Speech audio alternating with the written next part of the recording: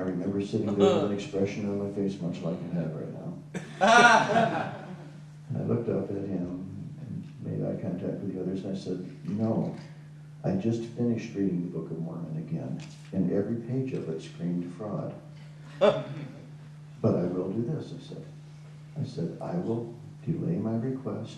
I will read the Book of Mormon again if each of you will read a book that I give you. I had no takers. So I stepped out of the room. They deliberated for about 15 minutes. I was invited back in and told that I was no longer permitted to wear garments. They would no longer accept my tithe, and that they encouraged me to attend my meetings and in time repent.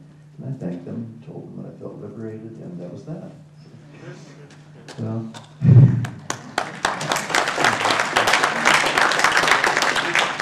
I still live in the same neighborhood,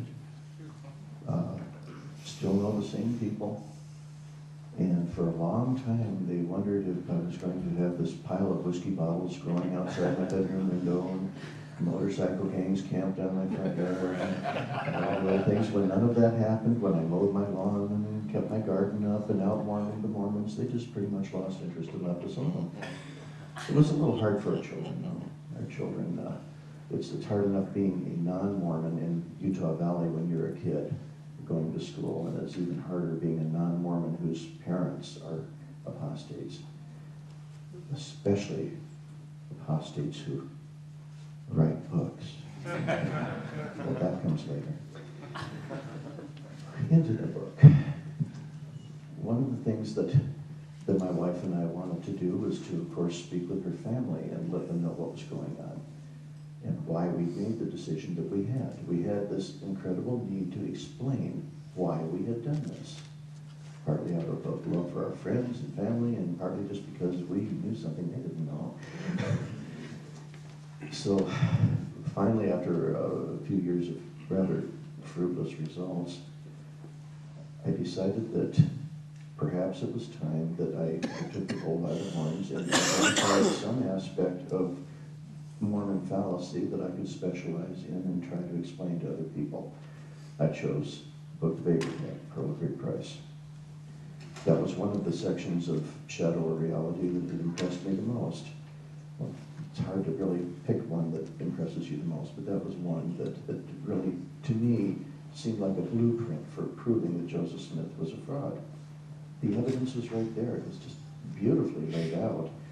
The trouble is that so many people had made a mishmash of it. There was a fellow named D.J. Nelson that had gone around and lost his credibility, and there wasn't really anyone else that could come up on it. So I decided I would have to research that and become an expert on it. So, for what it's worth, I don't know what an expert is. They tell me X is a has-been and spurt is a drip under pressure.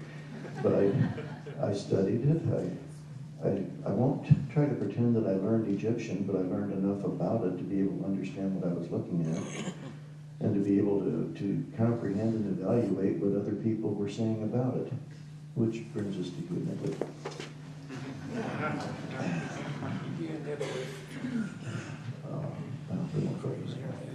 So I began writing and laying out the theme for By His Own Hand Upon Papyrus.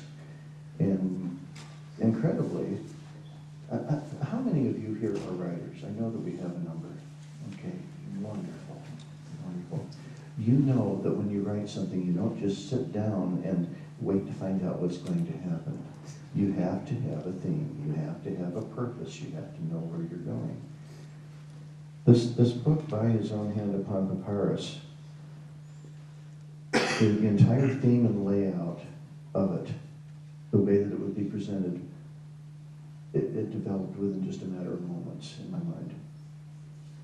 I could see how the book needed to be written, what it had to do, and then it was just a matter of getting it down on paper before I forgot about it, and putting the work into it, and then filling in the research that I needed to be able to do it. So I began writing By His Own Hand Upon Papyrus in 1981. It was meant to be about a 50-page pamphlet. Wow. Turned out a little more complex than that. I was fascinated by the papyri. There were a series of photographs that were taken of it. I remember reading in the improvement era of 1960 got some rather bad reproductions of the photographs there, but I knew that there were originals. No one had seemed to be able to get a hold of those. So living in Utah Valley, I went over to BYU and I went into the special collections room and I filled out a little form and I asked to go and see the photographs. And they brought me a box about half the size of a shoebox, a little bit wider. And I opened it up and here were full color 8x10 prints, beautiful quality of all of the papyri fragments that they'd recovered from the Metropolitan Museum, along with the original 4x5 negatives. No, I didn't steal them. No, I didn't steal them. I admired them, made some notes, and then went up to the desk and said, I'd like to have some prints of these made, please. Certainly. When would you like them? Well, could I pick them up next week? Of course. Now, that'd be $1 a piece. Wonderful. Let's do that.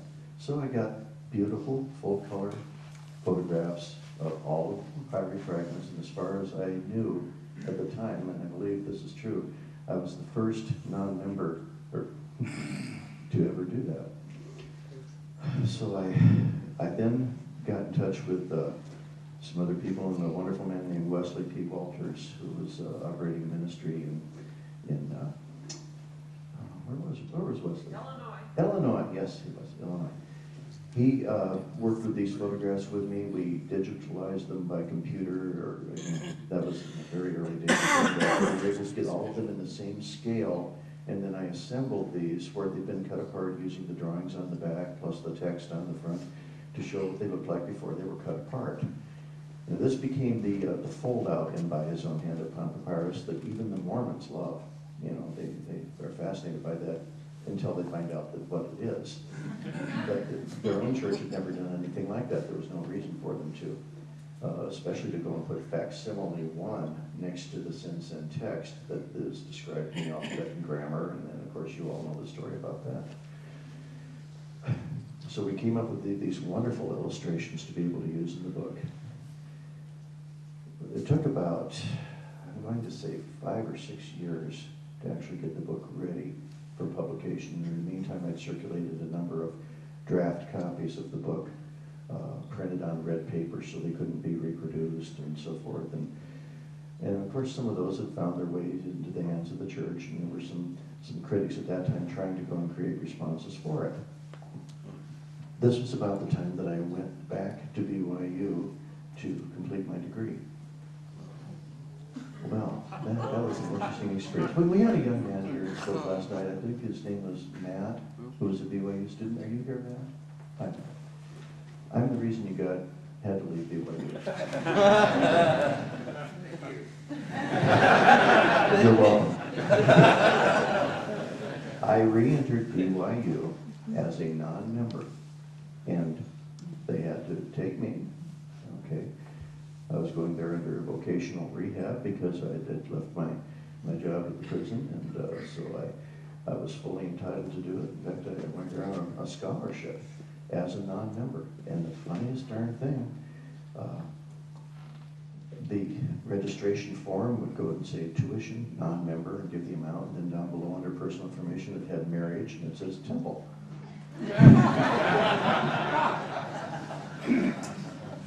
And I remember being called into the standards office about halfway through my first semester back there. I was getting my teaching degree and so forth. Halfway through my first semester back there, I was called into the standards office, and then they brought up the issue of this manuscript for the book that I was writing about, the Book of Abraham. And they tried to make it seem as though this were some type of a standards violation. And I maintained that it was not, and that I'd be happy to answer anyone who wanted to make that type of a charge, but I felt that it was not. And then the strangest thing, they asked me to just not publish it while I was still a student. Well, I was so far from publishing at that time that it was an easy guarantee to give them reluctantly. So I told them I would not publish it while I was still a student. I graduated with my degree and so forth, the major in history, the minor in anthropology, with the emphasis on archaeology, and my teaching certificate in 1990. And the book was actually published in 1992, I believe it was 92 or 3. And so I did keep my promise to them, but immediately after I left, they changed the rule that a person could no longer be a former Mormon and apply as a former Mormon to BYU. And if any person at BYU who was a member of the church wanted to leave the church, that they would have to leave BYU. So that's what happened.